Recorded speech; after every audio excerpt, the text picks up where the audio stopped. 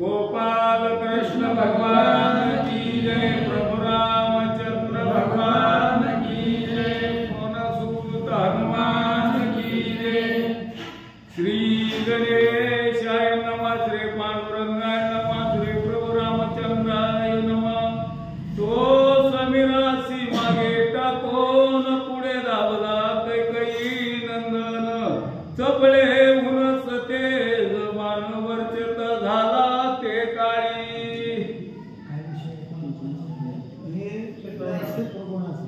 आणि मी त्याच्यामुळे थोड्या वेळ लिंकला बसतो ही करणार होतो पण म्हणलं आता जाऊ दे तिकडे बसतो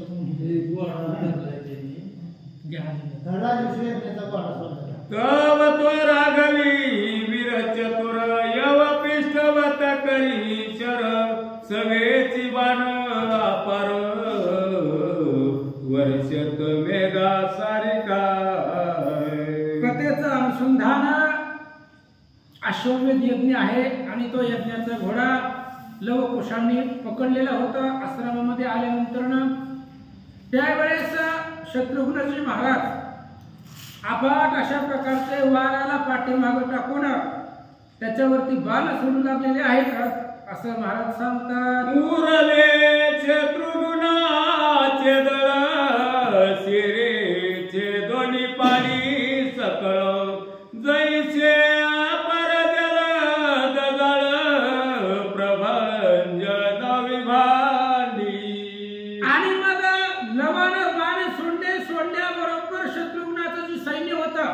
त्या सगळ्या सैन्याचा संहार करायला सुरुवात केली। उदाहरण दिलं महाराजांनी जसं आभाळ आल्याबरोबर वारं सुटावं आणि वाऱ्यानं ते असणारं सगळं आभाळ संपवावं तशा पद्धतीने शत्रुघ्नाचं सगळं सैन्य संपवलं। मग आठवणी वाल्मिकाचे चरण काढिला सद्गुरु दत्त बाण सोडिला देवी पंचानन वारणावरीच पेटे। आणि मग लगेच असणाऱ्या कुशानं आपल्या असणाऱ्या वाल्मिक गुरु आहे आणि ते असणाऱ्या सद्गुरूच्या चरणाचं स्मरण केलं त्यांचे पाय आठवले आणि अर्धचंद्र बाण त्या ठिकाणी काढला गेला। दत्त वरद दत्त बाण आहे आणि तो बाण काढल्याबरोबर धनुष्याला लावला। वज्र पडे शैलाची करी तैसा शत्रुघ्नाचे हृदयावरी बाण खडतरला ते अवसरी पडला धरणी शत्रुघ्न। आणि तो असणारा वरद दत्त बाण काढलेला आहे आणि तो बाण शत्रुघ्नाच्या दिशेने सोडला हृदयावरती बाण लागला। जशा प्रकारे पर्वतावरती वज्र पडावं वज्र कोणत्याही पर्वताचं पीठ करतं आणि तसं वज्र पडावं तसा आघात शत्रुघ्नाला लागला। शत्रुघ्न रथाच्या खाली पडला। मग भवते पाहे कुशवीर तव एकही न ये समोर जैसा विनकरा पडती अंधकार मुख परतनी न दाखवी। आणि ज्यावेळेस शत्रुघ्नही मुख्य धुराय त्याच्या जीवावर बाकीचं सैन्य होतं शत्रुघ्नच पडला त्यामुळे राहिलेलं सर्व सैन्य तशा दिशेला पळू लागलं। कुशाला समोर पाहिलं सगळी पळून जाऊ लागली। युद्धाला समोर कोणी उभाच राहत नाहीये अशा पद्धतीने सांगू लागले।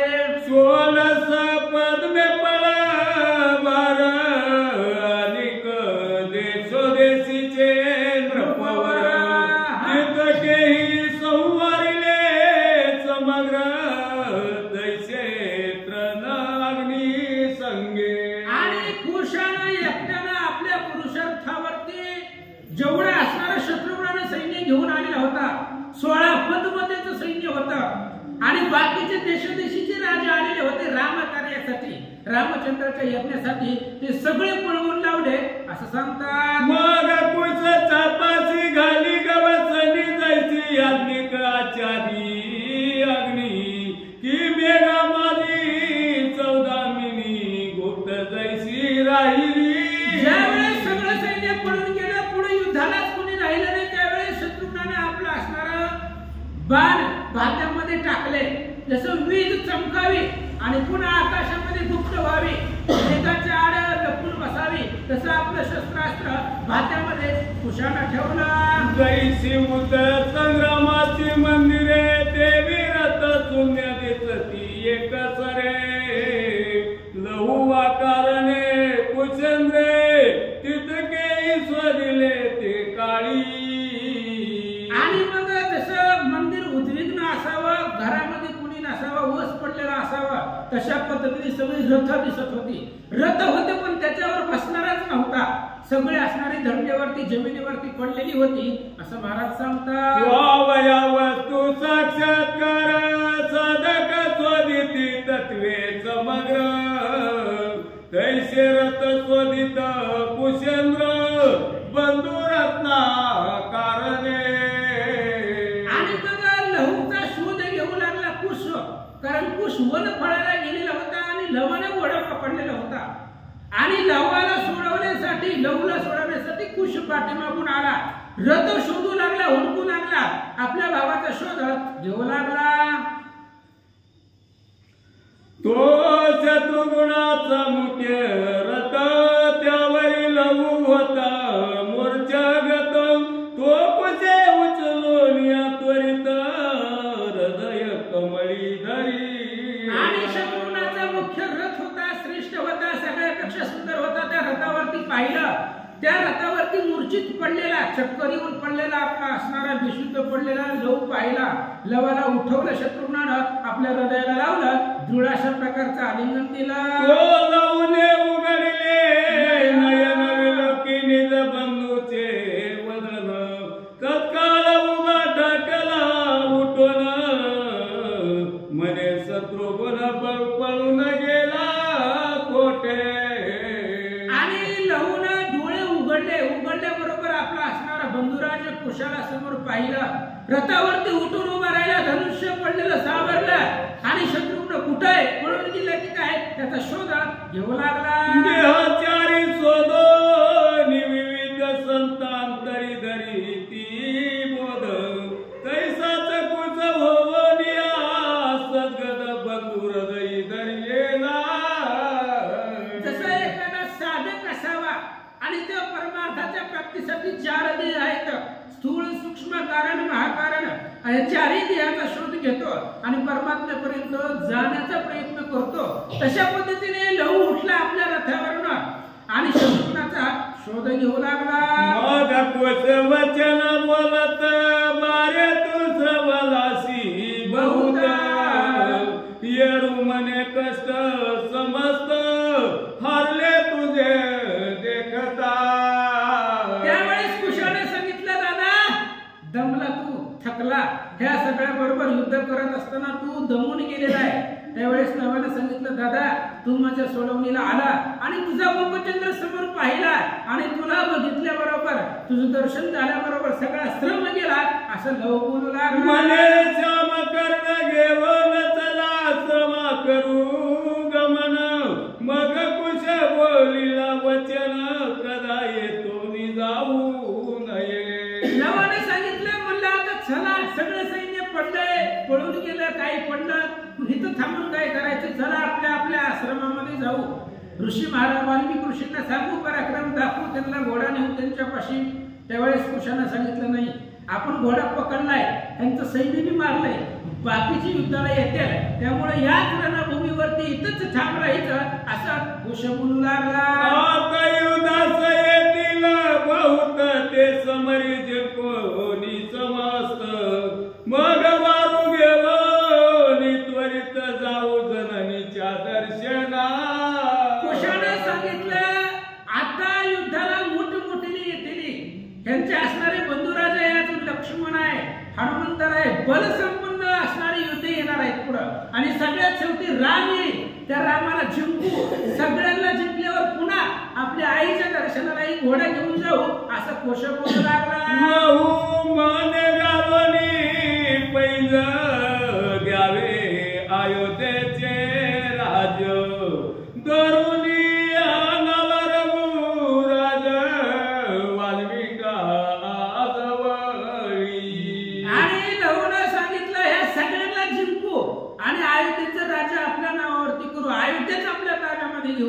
अयोध्येचं असणारे राजगादे आपण सांभाळू पुढं, म्हणून सगळ्यांना जिंकू आणि पुन्हा आपण आईच्या दर्शनासाठी जाऊ असं कुश बोलू लागला. आश्रवृक्षी बांधोनिया श्यामकर्ण हाती घेऊनिया धनुष्य बाण अयोध्ये पंत लक्षित पूर्ण दोघे जण उभे असती. आणि तिथेच त्या कर्दळी वनाच्या एका झाडाला घोडा बांधला आणि बांधल्याबरोबर लव आणि कुश हातामध्ये 12-12 वर्षाची मुलं आहेत महाराज, 10-12 वर्षाची लेकरं आहेत ती, आणि हातामध्ये छोटे छोटे धनुष्य होते, छोटे छोटे बाण होते, आणि ती हातामध्ये बाण घेऊन अयोध्येचा पंत लक्ष्मण उभे राहिले. घायाळ सैन्य उरले किंचित ते अयोध्येची गेले धावत राघवासी सकळ मत श्रुत केली ते धवा. आणि जे घायाळ होते, घायाळ म्हणजे कुणाचा हात तुटलेला, पाय तुटलेला, चालता येत नव्हता,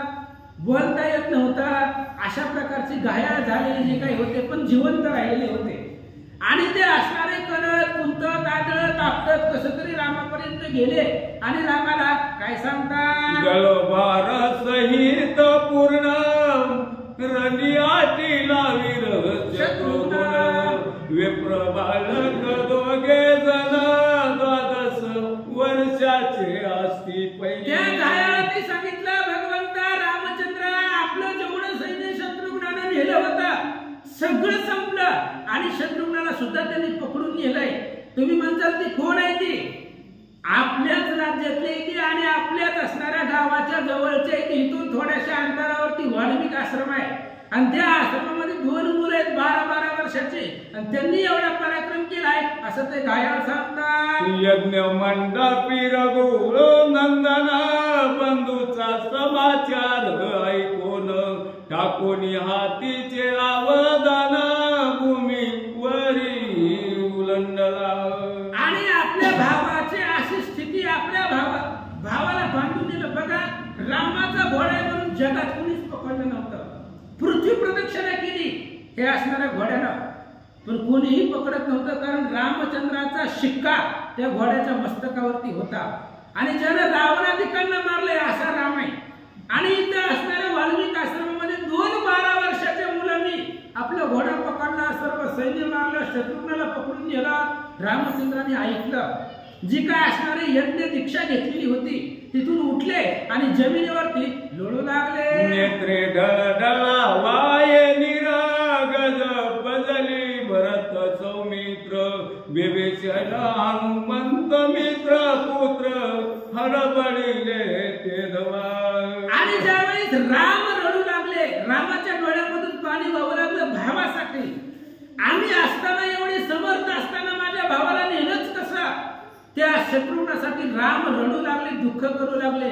त्यावेळेस लक्ष्मणानं पाहिलं, भरताने पाहिलं, सुग्रीवानं हनुमंताने विभीषणानं पाहिलं, आश्चर्य करू लागले. मने शत्रुघ्न ऐसा वीर रान ऋषी किशोर अटील रण घरी सवे घेऊन अपार सेना धावण्या धावे बंधूच्या. आणि रामचंद्र बोलू लागले रडत रडत, शत्रुघ्न असा वीर आहे, अहो त्याला लवणासुराला मारलेला आहे. आणि ती रावणाची बहीण कुंभिनशी आणि मधुदैत्य यांचा मुलगा आहे. ती लवणासुर त्रैलोक्याला चराचराला अटक होता, त्याला मारले शत्रुघ्नानं. आणि 12 वर्षाच्या मुलांनी 2 मुलांनी माझ्या भावाला पाडलं, त्याचं दुःख भगवंताला वाटू लागलं. श्रीरामचरणाब्द नसून वायू वेगे निघाला लक्ष्मण सवे चतुरंग सैन्य पार तेव्हा निघाले. लगेच लक्ष्मण तयार झाला युद्धासाठी. शत्रुघ्नाला सोडवायचं आणि ते 2 कोण असतील त्यांना बांधून आणायचं, घोडा सोडवायचा, यज्ञ परिपूर्ण करायचं. वाऱ्याच्या वेगाला पाठीमागं टाकलं लक्ष्मणानं, रथावरती बसला, निघाला. 14 गावे रुंदात्वर मार्गी चालीला सेना सागर वायू वेगे उर्मिलावर रण मंडलासी पातला. आणि पाठीमागं असणार सर्व सैन्य चतुरंग दळ घेतलेला आहे. हाती दळ आहे, घोडा दळ आहे, पायी दळ आहे, रथ दळ आहे. चतुरंग दळ घेऊन लक्ष्मणजी निघालेले वाऱ्याच्या वेगाला पाठीमागे टाकलं समरभूमीवरती आले. तो सेनापती काळजित जो मित्र पाशी पावला त्वरित तव दोघे देखिले अकस्मात शशी आदित्य जापरी. आणि काळजित नावाचा प्रधान तो लक्ष्मणाच्या समोर आला. लक्ष्मणा बरोबर आलेला होता आणि दोघ जण रणांच्या समरभूमीवरती रणांगणावरती आल्याबरोबर चंद्र सूर्य असावे तशा पद्धतीने लव कुशाला दोघांनी पाहिलं. श्याम सुंदर दोघे जण द्वादश वर्षाच्या मूर्ती लान हाती घेऊन धनुष्यबाण दिट दोघे विलोकिती. लक्ष्मणानं पाहिलं श्याम सुंदर आहेत, अतिशय सुंदर आहेत आणि लहान चंद्र सूर्यासारखं त्यांचं स्वरूप आहे. 12 वर्षाची मुलं आहेत आणि एवढ्या सुंदर मुलाने एवढ्या लहान मुलाने एवढा पराक्रम कसा केला याचा विचार लक्ष्मण करतात. पावया बंधूचे मानस बोलता झाला वीर कुश मने सेना पातली विशेष प्रताप विशेष दिसतसे. आणि कुशाने विचार केला लहू आपला लहान भाऊ आहे, जुळेच होते पण असणारा लहू छोटा होता, कुश मोठा होता आणि कुशाने आपल्या बारक्या भावाचं म्हणणं काय आहे त्याच्या मनातलं ओळखण्यासाठी कुशाने बोलायला सुरुवात केली. दादा लय मोठं सैन्य आलंय, आता कसं करायचं? चतुरंग दळ घेऊन आलेला आहे, लक्ष्मण एवढा पराक्रमी वीर आहे, कसं करावं सांगा. सेनापती क्रोधाय मान चपळ येतसे त्याचा चंदन आता युद्ध करील दारुण मासी पुन्हा नाटोपे. आणि कुश बोलू लागला लवाला म्हणले बघ ही काळजित नावाचा यांचा सेनापती आहे आणि असणारा रथ घेऊन पुढे आलेला आहे, तो आपल्या बरोबर भयंकर घनघोर युद्ध करील, हे आपल्याला कशी ऐकतील असं कुश बोलतात. मग बोलिला लहू वीर तू पाटीला कालासी सत्वर आता माझा बळ अपार येतून या चढईले. लवाला सांगितलं दादा तू फक्त पाठीशी उभा राह, ह्या सैन्याला मी बघतो. बोलले अरे आतापर्यंत मी एकटा होतो पण आता माझा भाऊ माझ्या पाठीशी आहे आणि तू जर माझ्या पाठीशी असेल तर जगामध्ये मी कुणाला सुद्धा ऐकणार नाहीये, तू फक्त मागे उभा त्या सगळ्या सैन्याला मी आत्ता मारतो असं लव बोलू लागला. सहाय्य होता सरस्वती सकळ कठीणार्थ उपजती ते व्याधी निर्वीर करीन क्षिती तुझ्या बळे करो. लवाला सांगितलं दादा फक्त पाठीशी उभा, तू जर सोबतीला असेल तर मला कोणाची भीती नाही, सरस्वती जिभेवरती असावी आणि किती बी आवड होईल द्या, किती बी असणारा अर्थ कठीण सांगता येतो का? सरस्वती विद्या जर जिभेवरती असेल, भगवंताने बुद्धी जर दिलेली असेल तर किती अवघडातले अवघड शब्द सुद्धा मुखामधून बाहेर पडतात. तशा पद्धतीने ही सगळ्या सैन्याला मारतो असं लव बोलू लागला. तुझसी उदर आहे समोर ऐसा शेल कोण वीर जरी स्वयाला रामचंद्र तरी तू त्याशी नाटोपसी. लवाने सांगितलं दादा अरे तुझ्या पुढे युद्ध करून जिंकणारा कोण आहे या जगामध्ये? राम जरी युद्धाला आला तरी तुझ्या पुढे जिंकू शकत नाहीये, तुझ्या पराक्रमापुढे राम सुद्धा उभा राहू शकत नाहीये. असं आपल्या भावाचं बळ वाढवण्यासाठी आणि भावाचा पुरुषार्थ जाणून लव बोलू लागला. गरजे जलावर्ण जो देखिला नाही कल शोधो भव तू पंचानन हे सर्व जम्बुक तुझे वरी पातले. लवाने सांगितलं समुद्र तोपर्यंतच गडगडाट करतोय जोपर्यंत अगस्त्य महाराज पुढे येऊन उभा राहत नाही. अगस्त्य ऋषी आला की समुद्राचं काही चालत नाही, एकाच घोटामध्ये समुद्र गिळलाय त्या महाराजांनी. त्याच्यामुळे समुद्राचा प्रताप जोपर्यंत अगस्त्य महाराज समोर येत नाही तसं तू वाघ आहे, सिंह आहे आणि सगळं सैन्य कोल्ह्यासारखं आहे असं लव बोलू लागला. जरी तम जिंकील सूर्यासी की भूते गिळतील काळासी तरी समरांगणी उदासी तुझशी हे पुरतील. त्यावेळेस लवाने सांगितलं दादा न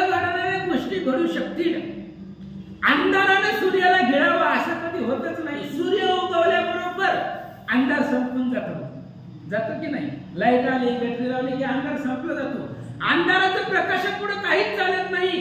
तशा पद्धतीने तुझ्या पुढं किंवा भूतानं काळाला ग्रासावं, काळाला जिंकावं ते जसं शक्य नाही तसं तुझ्या पुढं ह्यांना असणाऱ्या त्या ठिकाणी हार पत्करावीच लागेल आणि तुझ्या पुढे जिंकू शकत नाही असं लव बोलू लागला. जरी आकाश बुडेल मृगजळी वारा कोणी जे भोगोळी तरीच तुझशी समार दळी भिड शकतील बंधुराया.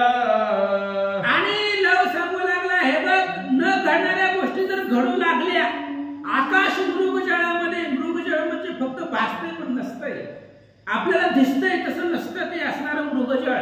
आता उन्हाळ्यामध्ये जर आपण चाललेलो तर पुढे आपल्याला उन्हामध्ये पाणी दिसतं, पण असतं का पाणी? पुढे गेले की अजून थोड्या अंतरावरती दिसतं, पुढे गेले की अजून अंतरावरती दिसतं, पण ते नसतं. मृगजळामध्ये आकाश लपून जावा, ह्या ब्रह्मांडानं वारा घेऊन टाकावा, ह्या गोष्टी जर शक्य झाल्या तरच हे सैन्य तुला जिंकेल असं लव बोलू लागला. परी एके संशय गोविले जे माझे धनुष्य बंगिले असंख्यात युद्ध झाले उपवनाजवळे प्रथमची. आणि त्यावेळेस लवाने सांगितलं पण माझं धनुष्य मोडलंय, कारण तू गेलेला होता वन फळ आणायला, फळवनामध्ये फळ आणायला गेला होता आणि मी एकटा युद्ध करत होतो पहिल्यांदाच, त्याच्यामुळे माझं पहिल्यांदा जे युद्ध केलं त्या कर्दळी वनामध्ये माझं धनुष्य मोडलं गेलं असं लव सांगू लागला. मग सैन्य दळ भार धरा धरा मनती किशोर आता जातील हे कोटवर पाहून यांनी आमची श्रीराम जय राम जय राम. म्हणत जावं महाराज, चाली फक्त रामनामासाठी. रामनामाची ताकद अद्भुत आहे, त्याच्यामुळं रामनामाचा कडकडाट पाहिजे मला. ढिल्ल रामनाम घेऊन जावा. रामनामाचा कडकडाटा भव समुद्री पाय वाट पायरी करोनी वैकुंठ होती प्रविष्ट परब्रह्म. नाथ महाराजांनी रामनामामध्ये सांगितले रामनामाचा कडकडाट पाहिजे, ढिल्ल रामनाम घेऊन जमत नाही.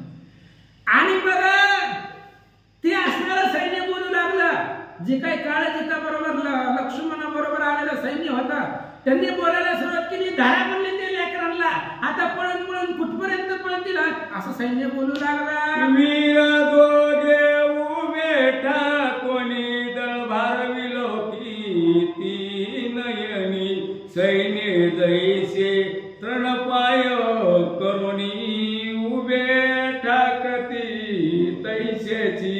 आणि मग ते दोघजण बघू लागले असणारं सगळं सैन्य, चहूकडून विलोकून पाहिलं, सगळीकडे सैन्य दिसत होतं पण ते त्यांना किंमत देत नव्हते, मानित नव्हते, कारण त्यांच्याकडे वाल्मिकांनी शिकवलेली विद्या आहे. गुरुच्या विद्येमध्ये बळ होतं, गुरुवरती श्रद्धा होती, त्याच्यामुळे ते घाबरत नव्हते आणि सगळं सैन्य गवताप्रमाणात मानू लागले. कोच माने ऐसिया समयासी कोण चाप होईल आम्हासी दर्याता प्रार्थू सूर्यासी धनुष्य प्राप्ती कारणे. कुशाने विचार केला, लवा तुझ्याकडे धनुष्य नाही ना, नसू दे, आता आपण सूर्य महाराजाची प्रार्थना करू. आपण सूर्यवंशातले, त्याच्यामुळे सूर्यदेवाला बोलू आणि सूर्याकडून धनुष्य मागून घेऊ असा कुशा बोलू लागला. मग ते राघवी वीर दोघे जण एकनिष्ठे मांडिती सूर्य स्तवनात ऊर्ध्व वंदे करून सूर्यमंडळ विलोकिती. मग त्या दोघांनी सूर्यदेवाकडे पाहिले, सूर्याला हात जोडले आणि सूर्याकडे पाहून सूर्यदेवाची स्तुती लवकुश करू लागले. जय जय तमस्नाशक सहस्र किरणा अंबर चुंडामणी सूर्यनारायणा जीव मिलिंद बंधोचना हृदय दल प्रकाशका. आणि स्तुती करू लागले सूर्य महाराजांची हजारो किरणे सूर्यदेवाला. आणि सूर्य उगवल्याबरोबर अंधार संपला जातो म्हणून तम नाश नाशक अशा प्रकारे सूर्यदेवाचं नाव आहे आणि त्यांच्या नावानं त्याचं स्तवन दोघे जण करू लागले.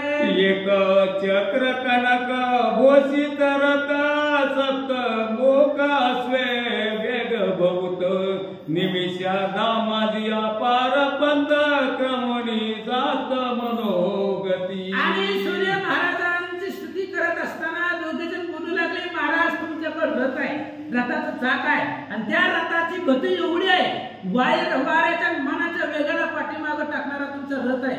रथ चालवणारा कोण आहे? कश्यपाचा सुपुत्र अरुण आहे. कश्यपाला 2 मुलं आहेत, अरुण आणि गरुड गेला भगवान श्री विष्णूचं वाहन म्हणून, आणि अरुण तुमचा रथ चालवतोय, त्याच्यामुळे तुमच्या रथाची अप्रमाणित गती आहे असं दोघे जण बोलतात. आदि पुरुष तू निर्विकार ब्रह्मा विष्णू महेश्वर ही स्वरूपे तुझीच साचार सर्व प्रकाशक आदित्य. आणि हे असणारे सूर्यदेवा तुमची असणारी सगळ्यांचा प्रकाश देणारी तुम्ही आहे. त्यामुळे सूर्याचं स्तवन करत जेव्हा ब्रह्मा विष्णू महेश ही असणारी तुमची रूप आहे.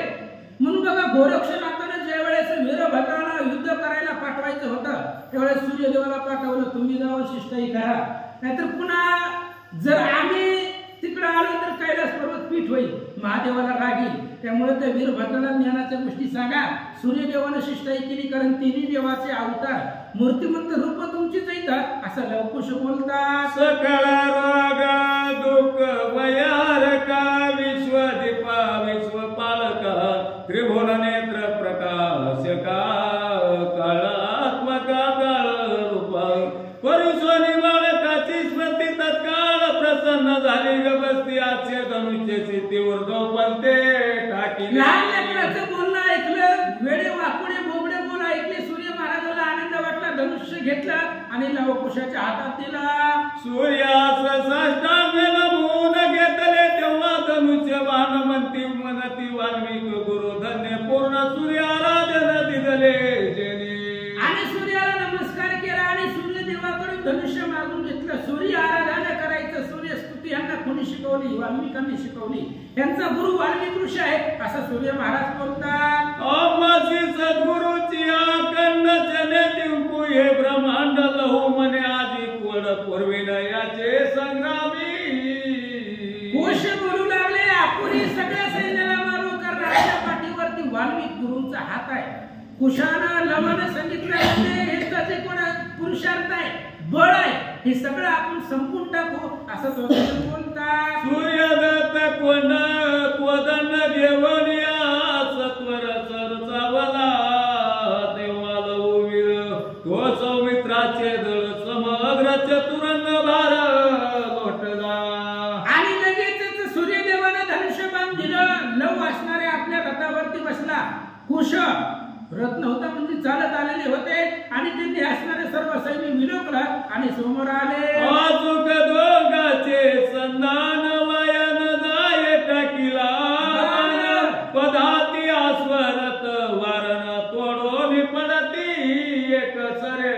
आणि लवकुशाचं संधान अचूक होतं, न चुकणारं होतं. त्यांनी टाकलेला बाण वायाच जात नव्हता.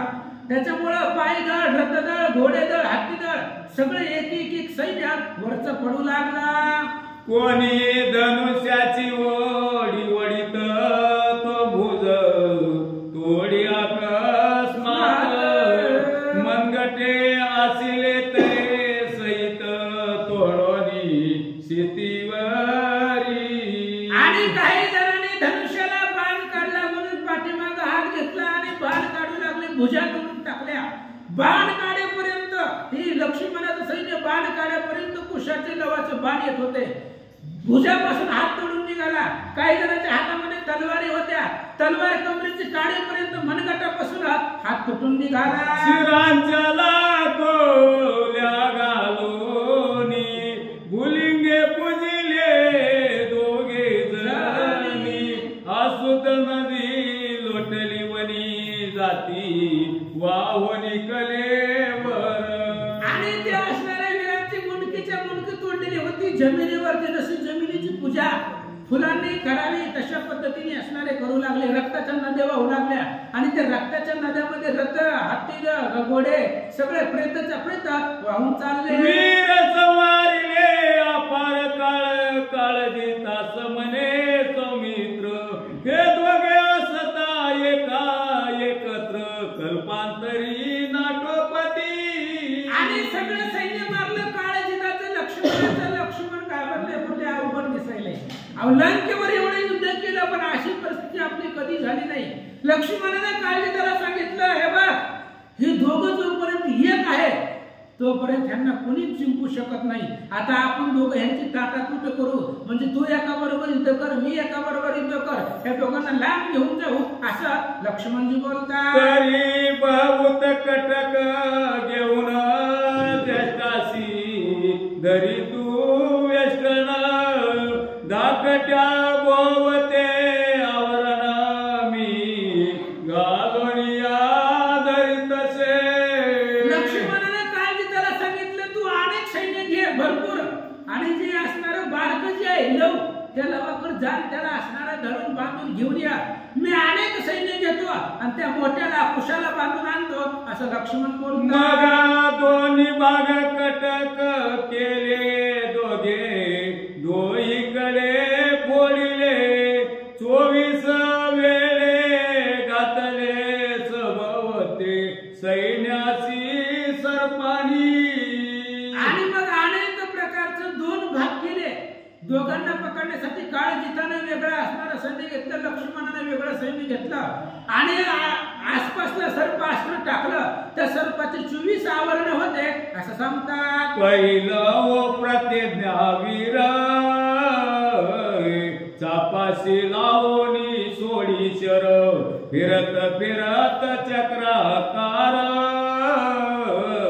सोडी पुर बाणाचा पण लहू पराक्रमी होता काळजिता बरोबर युद्धासाठी आलेला लवाना बाणांचा पूर सोडत होता एकूण 2 बाण नव्हते बाणा पाठीमाग असंख्य बाण येत होते असं सांगतात धन्य वाल्मिकाचे दिव्य मंत्र एका बाणाचे कोटी अक्षर होऊन शेरे पाणी समग्र नवलवीर राघवी आणि असणारी बाकीचं सैन्य विचार करू लागलं त्या पोरानं लवानं एक बाण सोडला की कोट्यवधी बाण होत होते कारण त्या बाणाचा मंत्र आणि मंत्र शिकवणारा वाल्मिक ऋषी होते त्यामुळे यांचा गुरु धन्य आहे वाल्मिकाच्या विद्येमध्ये सामर्थ्य आहे एक बाण सोडलं की कोट्यवधी बाण त्या बाणापासून तयार होत होते म्हणून सैन्य संपू लागलं रघुपतीचा मित्र विशेष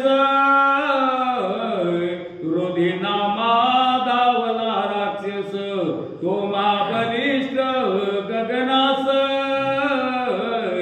वळोनी गेला ते धवा आणि रामचंद्राचा मित्र त्याचं नाव रुधिर होतं रुधिर म्हणजे रक्त त्याचं ते नाव होतं राक्षस होता तो राक्षसांची नावं चांगली नसतात हे अशीच असते ती बघा रावणाच्या प्रधानाची सैन्याची काही नावं होती दुर्मुख महामारी असली त्यामध्ये आपल्याला काय करायचंय आणि ते असणारा रुधिर त्याचं नाव होतं तो रामाचा मित्र होता राक्षस आणि तो लवा बरोबर युद्धासाठी आला खाली अकस्मात उतरणी लवचे चाप सत्वर इरोनी अंतरिक्ष गेला उडोनी फळ घेऊनी पक्षी जैसा आणि तो असणारा रुधिर आता राक्षस म्हणल्यावर त्यांच्यापाशी माया असते आणि त्या रुधिरानं आकाशामधून आल्याबरोबर लवाच्या हातामधलं धनुष्य बाण घेतलं आणि पुन्हा आकाशामध्ये निघून गेला जसा पक्षी यावा झाडावरचं फळ घेऊन निघून जावा तसं धनुष्य बाण घेऊन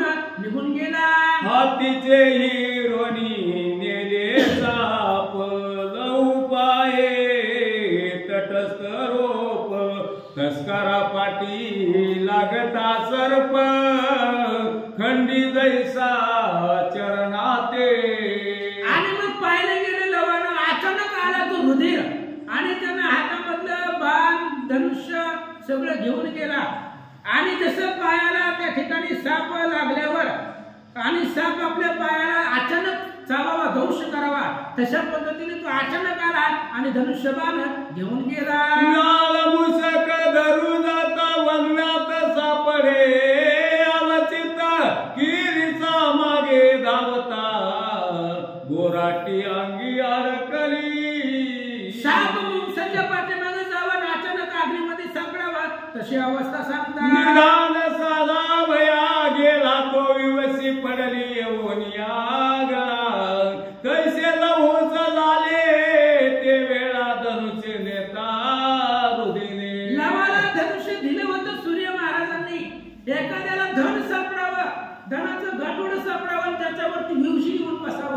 त्याने विचार करावा. अनेक भाग्यानं आपल्याला धनाची पेटी गटोड हांडा सापडला आणि त्याच्यावरती भूत येऊन बसला.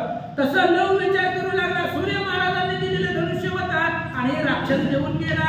आश्वसिता सुत पराम चतुर जैसा निराळी उडे खगेश्वर तैसा उडो नियासत्वर रुधिराक्षस धरियेला. पण सीतेचा मुलगा अतिशय वीर होता, शूर होता.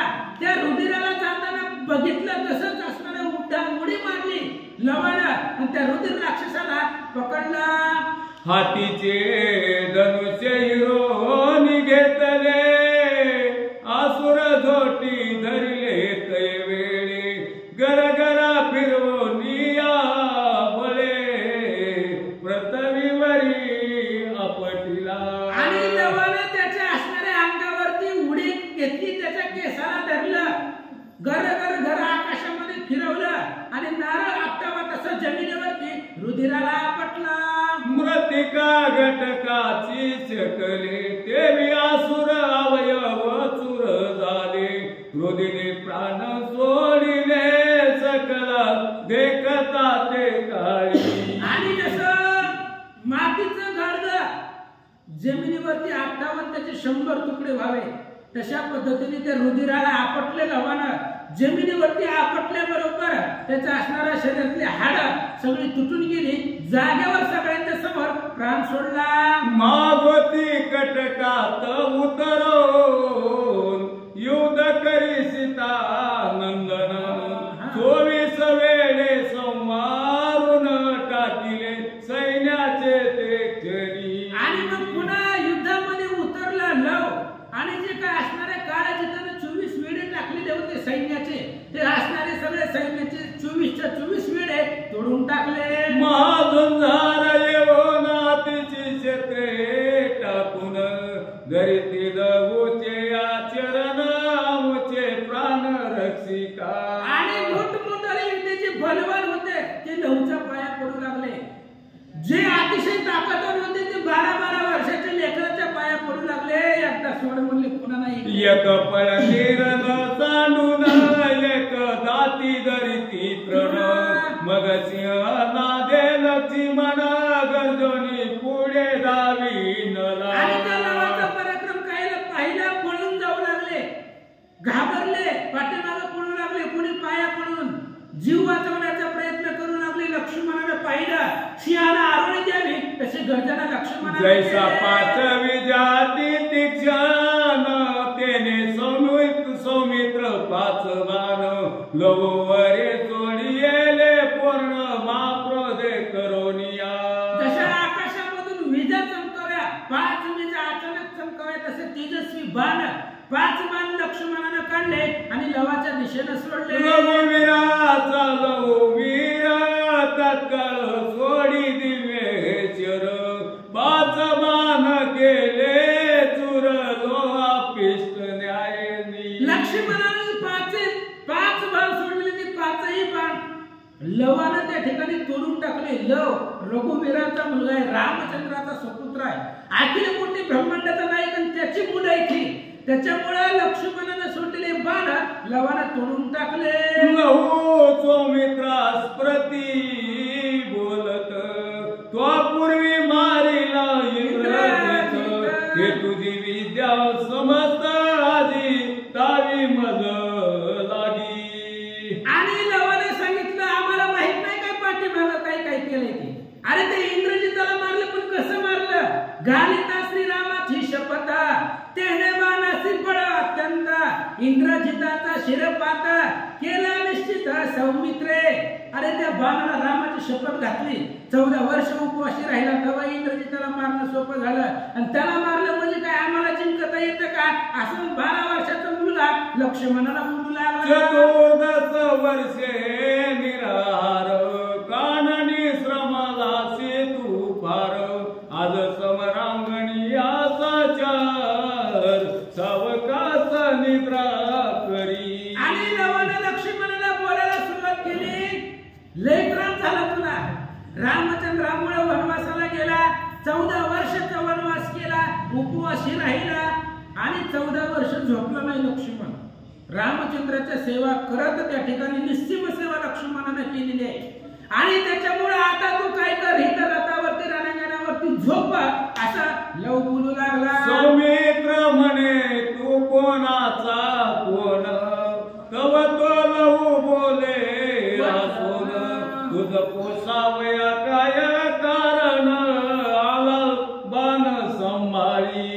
त्यावेळेस लक्ष्मणाने विचारलं, बाबा कुणाची मुलं आहे तुम्ही, तुमच्या आई वडिलाचं नाव काय आहे?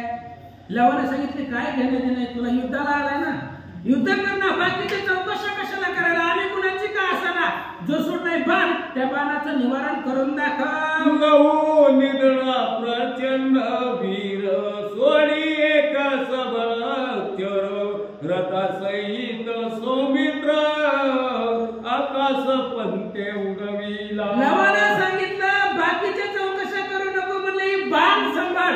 बाण सोडला, अतिशय प्रचंड आणि प्रतापी बाण होता.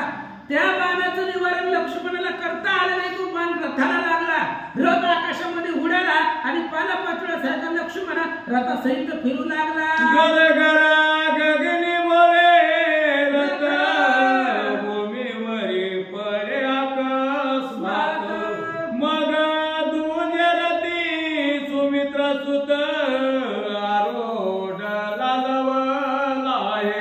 आकाशामध्ये रथ फिरू लागला, रथ थांबवणं सुद्धा लक्ष्मणाला जमाना गेला. रथ आदळला, आदळाबरोबर मोडून गेला रथ. रथ मोडला, लक्ष्मण दुसऱ्या रथावरती बसला, युद्धासाठी निघाला. जैसा का वर्ष तन तैसा बाण सोडी लक्ष्मण, लहू त्याची त्रिगुण शर सोडून या सखेज. बघा, जसं पावसाच्या धारा पडाव्या, पावसाच्या धारा मस्त येतात का, तसा बाण लक्ष्मण सोडत होते, तेवढे बाण, आणि त्याचे तिप्पट बाण लव सोडित होता असं सांगतात. उर्मिला पतीचे ते बाण, तट तटी टाकी ती तोडून, मग मंत्र जपणी लक्ष्मण शर सोडून देत असे. आणि जेवढे जेवढे लक्ष्मणाचे बाण येतील तेवढे तेवढे लव तोडून टाकू लागला. आपल्या अंगाला एक बाण लागू देत नव्हता. त्यावेळेस लक्ष्मणानं निर्वाण बाण काढायला सुरुवात केली. त्या शरपासून एकदा निघाल्या कोट्यावधी गदा, विमानी सकळ सुर वृंदा, आश्चर्य तेव्हा वाटले. आणि लक्ष्मणानं असा बाण काढला की त्या बाणापासून असंख्य गदा तयार झाल्या. आकाशामध्ये देऊ लोक युद्ध बघायला आलेली होती, भांडणं बघायला. म्हणले बाप नाही कसं भांडणाला होणार आहे, चला बघायला. म्हणले पुढे आपल्याला कधी बघायला भेटले नाही म्हणून आलेली होती. त्यांना तरी काय काम आहे, कुणाचं युद्ध लागले की चला बघायला, विमान होते. त्याच्यामुळे ते आले युद्ध बघण्यासाठी. पण असं लक्ष्मणाचं लागव पाहिलं, आश्चर्य वाटलं. लहू जपे गुरुमंत्र, चक्रे सोडिले तेव्हा पार, गदाचे दोनिया समग्र चक्रे सवेची गुप्त झाली. लगेच जाऊन आपल्या गुरुचं स्मरण केलं आणि स्मरण करून चक्र सोडला. चक्र भगवान श्री विष्णूकर सुदर्शन चक्र आहे, त्या पद्धतीने चक्र सोडला आणि त्या चक्रानं सगळ्या असंख्य निर्माण झालेल्या गदा तोडून टाकल्या.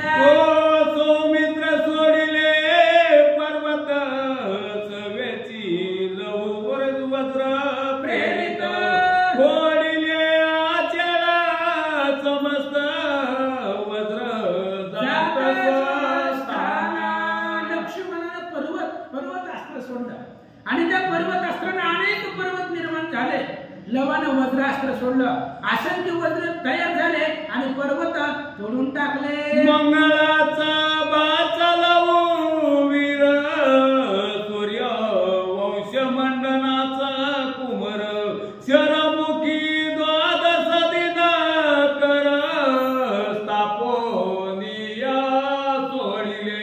सूर्यवंशाचं मंडन, सूर्यवंशामध्ये पराक्रमी जन्मलेला तो लव होता आणि त्यानं असणारे बाण सोडले. त्या बाणानं जो काही सूर्य होता तो सूर्य झाकून गेलेला होता असं सांगतात. निगत द्वादशादित्य मंडळ,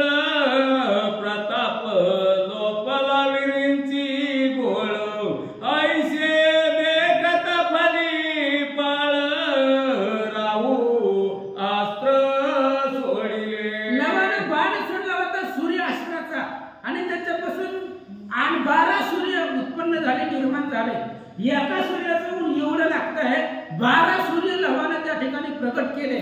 त्याच्यामुळे सगळे असणारे देव मंडळे सगळे झाकून गेले. लक्ष्मणानं पाहिलं आणि सूर्याला एकच थांबू शकतो, तो म्हणजे राहू. सूर्याला ग्रहण करायला राहू येत असतो, राहू ग्रहण करण्यासाठी येतो. त्याच्यामुळे राहूचा असणारा अस्त्र लक्ष्मणानं सोडला. सूर्य आणि राहू अस्त्र दोन्ही झाली एकत्र, सवेच गुप्त झाली क्षण मात्र न लागता ते काळी. सूर्य आणि राहू एकमेकाला त्या ठिकाणी असणारं युद्ध करून, कारण दोघे एकमेकाचे वैरी आहे. सूर्याचा वैरी हा राहू आहे आणि त्याच्यामुळे दोघंही समोरासमोर आल्याबरोबर गुप्त झाले, निघून गेले. त्यानंतर ना काय करतात, कामास्त्र सोडी आई नायक लहू वेरी प्रेरिले कामांतक, कामास्त्र दर्द झाले तात्कालिक नामे पातक हारे जापरी.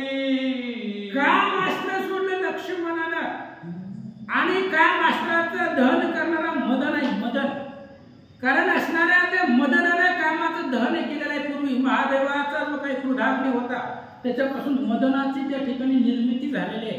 आणि त्या असणाऱ्या लवानं मदनाचं अस्त्र सोडलं, मदन सोडला, काम संपला गेला असं सांगतात. सौमित्रे सोडिले तारक अस्त्र लहू प्रेरी षण्मुखा अस्त्र, विघ्न अस्त्र सोडी सौमित्र हेरंब अस्त्र लहू टाकी. आणि मग एकाने कार्तिकाचं अस्त्र सोडलं लक्ष्मणाला, लहून त्या ठिकाणी असणारा षण्मुख, कार्तिक स्वामीला षण्मुख म्हणताय, आणि लक्ष्मणानं तारका अस्त्र सोडलेलं होतं. तारकासुर आणि कार्तिक स्वामीचं युद्ध पूर्वी झालेलं आहे. म्हणजे एकमेकाचे जे काही द्वैत करणारे वैरी आहेत ते एकमेकावर सोडू लागले. सौमित्र सोडी सरिता पती लहू यावरी प्रेरी अगस्ती, मग त्यावरी उर्मिला पती पावक अस्त्र प्रेरी तसे.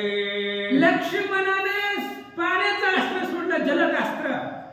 लवानं अगस्ती महाराजाचं अस्त्र सोडलं, त्या पाण्यापुढे अगस्तीला उभं केलं. लक्ष्मणानं पाहिलं, पुन्हा अग्नीचं अस्त्र लक्ष्मणानं सोडलं. लवानं लहुने मेघास्त्र प्रेरून विजविला प्रचंड अग्न, जैसे प्रकटतात्म ज्ञान जाय वितळोनी प्रेम मोह. आणि लक्ष्मणानं अग्नी अस्त्र सोडलेलं होतं आणि ते असणारं अग्नी अस्त्र विजवण्यासाठी पाण्याचं अस्त्र लवानं सोडलं आणि पाण्यानं अग्नी संपवला. ज्ञान प्राप्त झाल्यानंतर ना मोह माया हे सगळं संपलं जातं असं सांगतात.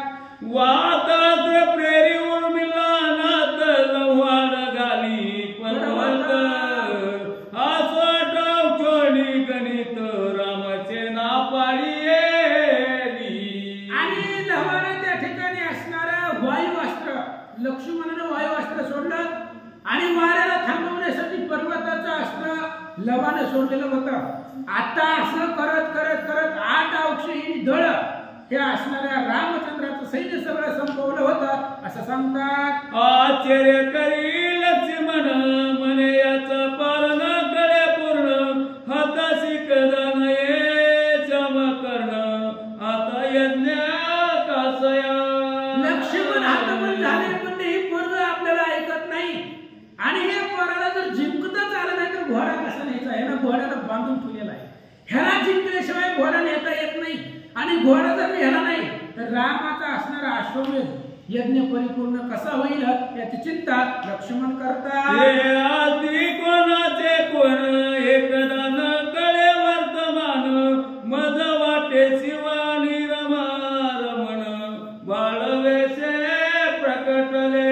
लक्ष्मणाने विचार केला ही धूतपूर नेमकं आहेत कुणाची, कारण यांना पहिल्यांदाच बघितलंय आणि असणारे ही कोण आहेत लक्षामध्ये येत नाही. लक्ष्मणाने पुन्हा तर्क केला, मला असं वाटतंय की आपलं गर्वहरण करायला किंवा आपल्याला जिंकण्यासाठी महादेवाने श्रीविष्णू बाळकांची रूप घेऊन अवतरले असावे का असं लक्ष्मण बोलतात. अनिकाची नवे शक्ती हे त्रिभुवनाची नाटोपती, असो लव म्हणे सौमित्रा प्रती कार्य उगाची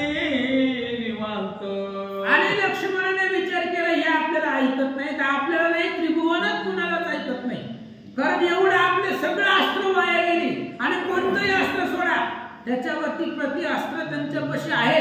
त्यामुळे त्रिभुवनामध्ये कोणालाच ऐकत नाही. लक्ष्मण गप बसलेले पाहिलं. लवाना सांगितलं महाराज काय झालं. तुझे सरले असतील बनतही जाई अयोध्येसी परतून तुझा कैवारी रघुनंदन घेऊन येई सत्वर. लवाना बोलायला सुरुवात केली. महाराज नुसतं गप बसला उभा राहिला. बाण संपले असतील जावा माघारी. जर तुमच्या बसले बाण संपले असतील तर माघारी जावा आणि तुमच्या कैवारासाठी त्या रामाला इथं घेऊन या. सोनेत्र नेदी प्रतिउत्तर विलोकी बाळांचा मुख चंद्र मागोती क्रोध उच्चमळता परस्वरिले शर सौमित्रे. आता ही पोरं भरमाला लागल असं बोलत होते. असं लक्ष्मणाला आतापर्यंत कोणी बोललंच नव्हतं आणि लक्ष्मणाचा पराजय कधी झालाच नाही. त्याच्यामुळे ही 12 वर्षाची पोरं आपल्याला बोलतात. लक्ष्मणाला राग आला. त्या मुलांच्या चेहऱ्यावर पाहिलं. अधिक राग आला कारण मुलं लहान आहेत आणि एवढी मुलं मला बोलतात. त्याचा राग लक्ष्मणाला आला. निर्वाण बाण सोडू लागले. भोगींद्र अवतार लक्ष्मण हे भूमी जाते जाणून प्रेरिला नादा अस्त्रबाण नवल पूर्ण वर्तले.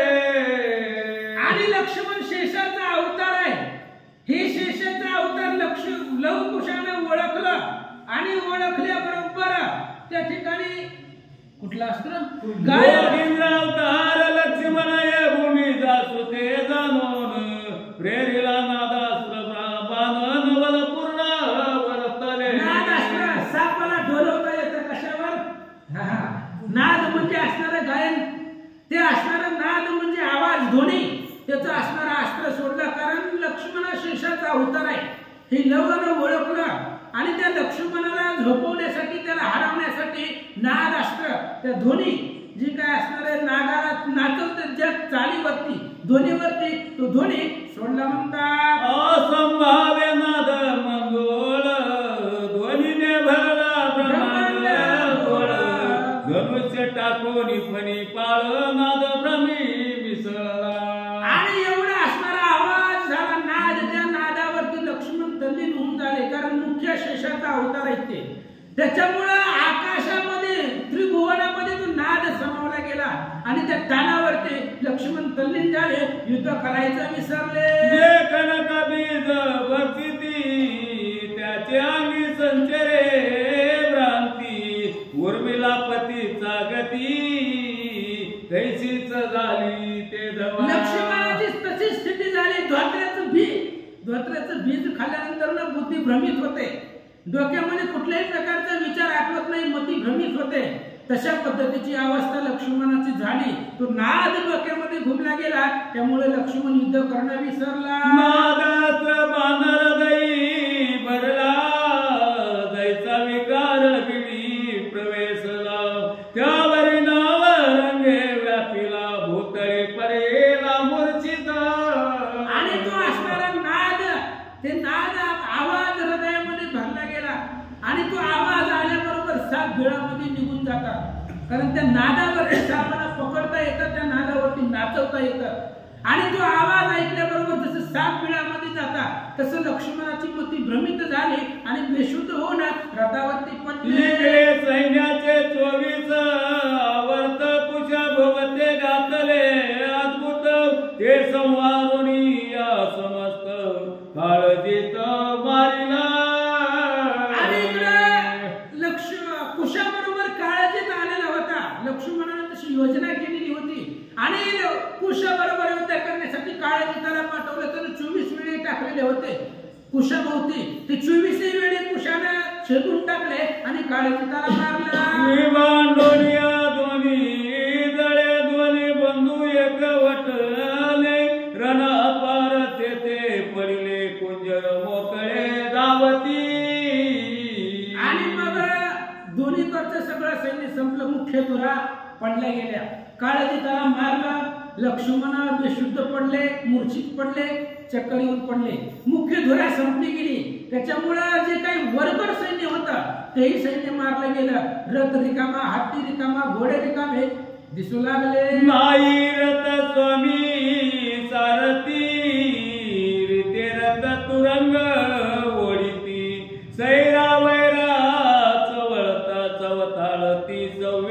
बसवे रणांगणी. आणि त्या घोड्याला मालकच राहिला नाही, सारथी नव्हता, रथावर कोणी मालकही नव्हता.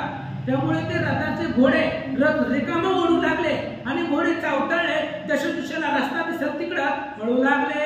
आसो अयोध्येत कोंड कोदंड पाणी सांगे भरताचे दूध करणी म्हणे आणि कसे नागेवणी साय जाई सौमित्रा. आणि इकडं अयोध्येमध्ये रामचंद्र विचार करू लागले, म्हणले लक्ष्मण काळजीत गेलाय पण माझ्या मनामध्ये भीती वाटायला लागली, कारण जर शत्रुघ्नाला पोहून लागलेला त्याच्यामुळे ते दोघांना कधी लहान समजायचं नाही. दीपकलिका दाखवती परी महातेजा ते प्रगती तैसी सद्गती ते कुठे म्हणू नये. लहान मुलं येतं म्हणून त्यांना कमी समजू नका, अनेक सैन्य घ्या आणि भरताला बाकीचं सैन्य घेऊन पाठवा असं रामचंद्र बोलतात.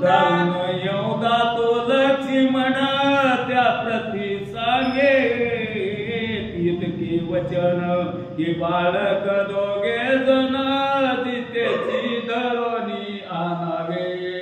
आणि रामानं इकडे भरताला बोलायला सुरुवात केली, म्हणली भरता इकडे या. ती पोर आहे ती 12 वर्षाची आणि लक्ष्मणाचा राग भयंकर आहे, कारण लक्ष्मणाचा राग मला माहित आहे, छोट्या छोट्या गोष्टीवर त्याला राग येतोय.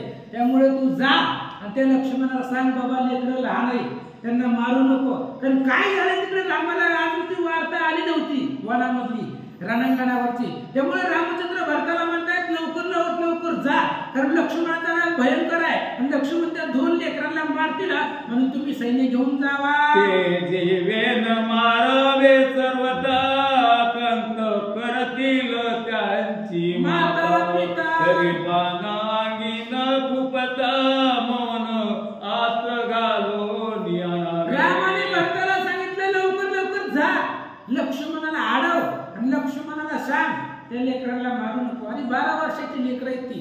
बाळ हत्या आपल्या असणाऱ्या अंगावरती लागल आणि बाळ हत्येचं पातक महापाप आहे. 2 मिनिटांमध्ये सांगतो बाळ हत्येचं पातक. रथ भरून किडं मारल्यानंतर ना, रथ भरून किडं मारल्यावर एक मेंढी मारण्याचं पाप लागतंय. मी बाळ हत्येचं पाप सांगतो, लक्षपूर्वक ऐका. रथ भरून किडं मारल्यानंतर एक असणारी मेंढी मारलेल्याचं पाप लागतं. 100 मेंढ्या मारल्यानंतर ना एक बैल मारलेल्याचं पाप लागतंय. 100 बैल मारल्यानंतर ना एक गाय मारलेल्याचं पाप लागतं. 100 गाय मारल्यावर एक स्त्री हत्येचं पाप लागतंय. आणि अशा 100 स्त्री हत्या घडल्यानंतर ना एक बाल हत्येचं पाप लागतंय. माझ्या म्हणतं सांगत नाही, हरिविजय मध्ये वैत्या बघा 3रा अध्याय उघडून.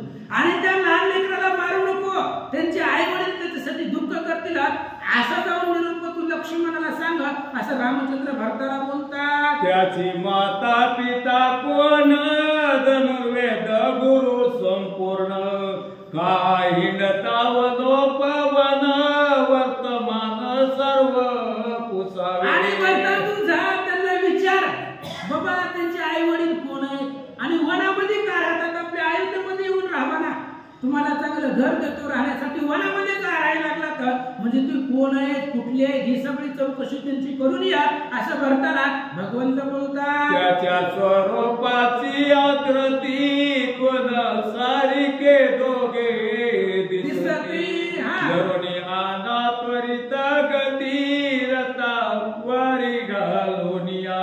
रामचंद्र भरताला सांगतायत त्यांची स्वरूपाची आकृती कशी आहे, म्हणजे ती लेकरं दिसायला कोणासारखी दिसतंय, त्यांचं स्वरूप कसं आहे ते स्वरूप पाहून ये आणि त्या लहान लेकरांना धरून आण, बांधू नको. 12 वर्षाची लेकरं आहेत, त्यांना बांधलं दाव्यानं पाशानं जर बांधलं गेलं तर त्यांच्या अंगाला जखमा होतील. त्यामुळे न बांधता रथावरती घालून त्यांना धरून घेऊन ये असं रामचंद्र बोलतात. सौमित्राचा क्रोध दारुण घेईल बालकाचा अन्याय केला तरी पूर्ण कृपा करावी बालकावरी.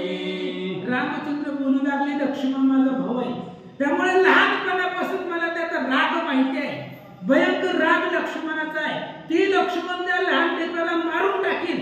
त्याच्यामुळे तू जा, भरताला राम सांगताय तू जा, लवकरात लवकर जा आणि त्या रणांगणावरती जाऊन लक्ष्मणाला आडव आणि त्या 2 लेकरांना घेऊन या असं रामचंद्र बोलतात. ज्यांचे हृदय परम कोमल ते दृष्टी देखताची बाळ स्नेह द्रवेल तत्काळ अग्नी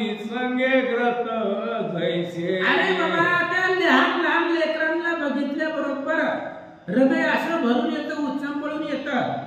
जसं अग्नीमध्ये तूप टाकल्यावरती वितळून जावं तसं असणारा स्नेह वाढला जातो त्या लहान लेकरांना बघितल्यावर असं रामचंद्र बोलतात. बाळकाविने शून्य मंदिर आमुचे पडले की साचार गुण सरिता सीता सुंदर विवेक न करिता त्यागिनी. रामाने सांगितलं आपल्याला तर लेकरं नाही ती, कारण आपण नांदत्या बायकोला घरातून हाकलून दिले. नांदती स्त्री दवडीली त्याची वीर स्त्री काय चांगली. अहो राहती पत्नी घरातून हाकलून दिले त्याच्यामुळं त्याची वीर स्त्री त्याची असणारी जी काही युद्ध अंगाची ताकद आहे ती सगळी पळून जाते. म्हणून आपल्याकडे आता आपल्याला लेकरं नाही, ते बायकोच नाही तर लेकरं कुठं होणार आहे. त्याच्यामुळे हे बघ आपल्याला लेकरं नाही पण दुसऱ्याच्या लेकरावरती दया करणं आपलं काम आहे. म्हणून ते असणारे आपल्या घरामध्ये तर आपलं घर शून्य आहे. घरामध्ये जर लेकरं असतील तर घराला शोभा आहे. दारामध्ये तुळशी वृंदावन असेल तर दाराला किंमत आहे, घराला किंमत आहे. त्यामुळे आपल्या घरामध्ये लहान लेकराचा गोंगाट नाही. त्यामुळे त्या लेकरांना न मारता जिवंत कुठल्याही प्रकारची विजा न करता घेऊन या असं सांगतात. ऐसे बोलता रघुनाथ कंठ झाला सद्गदित नैनी सुटले आश्रुपात प्रिय हृदयात आठवणी. रामाच्या डोळ्यामधून पाणी वाहू लागलं का सीतेची आठवण झाली. कारण कशी तरी असली तरी बायको आहे ती लग्नाची. त्याच्यामुळे सीतेला सोडून दिलेलं होतं आणि सीता 3 महिन्याची गर्भवती होती तेव्हा रामानं सोडून दिलेली होती. आणि त्यावेळेस रामचंद्र दुःख करू लागले, रडू लागले. त्या बाळकांचं स्मरण झालं आणि मग आपल्या प्रियाची आठवण झाली, सीतेची आठवण झाली असं सांगतात. ऐसे राजीव नेत्र बोलत तो गायाळ मनते सौमित्र आणि काळजीत सेने सहित असं लक्ष्मण रामचंद्र भरताला सांगत असताना घायाळ होते ते रणांगणावरनं पळत आले आणि रामाला सांगितलं भगवंता रामचंद्र लक्ष्मण मूर्छित पडला, काळजीत मेला. ऐसे ऐकता राजीव नेत्र परम चिंता तुर झाले वानर श्रीराम म्हणे सर्वेश्वर अत्यंत कोपला अमावरी. रामचंद्राने ऐकलं लक्ष्मण पडले आणि काळजीत मारला. त्यावेळेस रामचंद्राने विचार केला आपल्यावरती सर्वेश्वर कोपलेला आहे, भगवंताचा कोप आपल्यावरती झालेला आहे. निरापराध स्त्रियेला आपण सोडून दिलेला आहे आणि त्याच्यामुळे तिचं असणारं पाप दोषामुळं भगवंत आपल्यावरती रागावले म्हणून ही असणारी वीरस्त्री आपली हरवली गेली असं रामचंद्र बोलतात. ब्रह्मानंद म्हणे श्रीधर पुढे वीरश्री माझे अपार हे श्रवण करत श्रोते चतुर उत्पन्न आणि प्रेमळ. आणि श्रीधर स्वामी सांगतायत ब्रह्मानंद प्रत्येक अध्यायाच्या अंतीला ब्रह्मानंद शब्द वापरलाय महाराजांनी. का वापरला? ब्रह्मानंद हे त्यांचे वडील आहे. तो ब्रह्मानंद महाराज माझा पिता, सावित्री नामे माझी माता, श्रीधरे वंदुनी उभयंता, हरी विजय संपविला. याच्या पाठीमागे हरी विजय होता त्याच्यामुळे ती ओवी मला आठवली. आणि ती आई वडील सावित्री नावाची आई आहे, ब्रह्मानंद नावाचे माझे पिता आहे, त्यांना नमस्कार. आणि त्या ब्रह्मानंदाच्या कृपा करून गुरु आणि वडील समान आहे म्हणून त्या ब्रह्मानंदाला नमस्कार करून या अध्यायाचं कथानक संपवतो. स्वस्ती श्रीराम विजय ग्रंथ सुंदर समर्थ वाल्मिकी नाटकाधार सदा परिसोत भक्त चतुर अष्ट त्रिशतम अध्यायी गोड